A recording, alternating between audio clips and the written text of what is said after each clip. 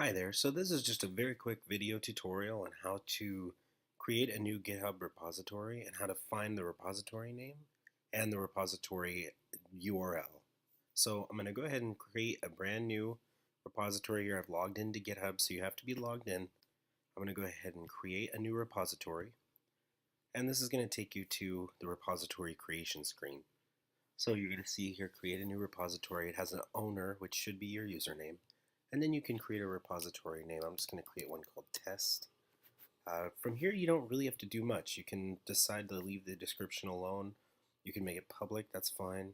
And we're just going to hit create repository. So there's really nothing else we need to do. So let's do our test repository name. And you're going to be brought up to a screen that looks something like this. So when you have a repository in GitHub at first, there's not going to be anything in it. And this is kind of the default page for that. What you're going to notice here are two sets of commands. The first one is if you have not yet created a repository, you can follow this set. If you already have one, and in fact if you've cloned maybe from somewhere else, you can use this to actually push what you already have up to GitHub. The URL that you're going to use to do that is right here, and you're going to see two different pieces. One says HTTPS and the other one says SSH.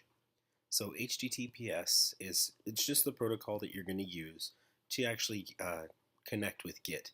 The difference here is that if you use HTTPS, you're going to have to enter your username and password for GitHub every time you try to do a pull or a push.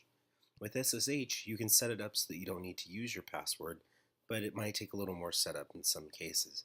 If you're using the desktop Git software, the one that they provide, then this key will automatically be set up and you can just use the SSH URL and not really have to worry about it too much. Your repository name you can see is right up here. So you have your name and then you have the name of the repository. Alright, I hope that helps out, and let me know if you have any other questions. Thank you.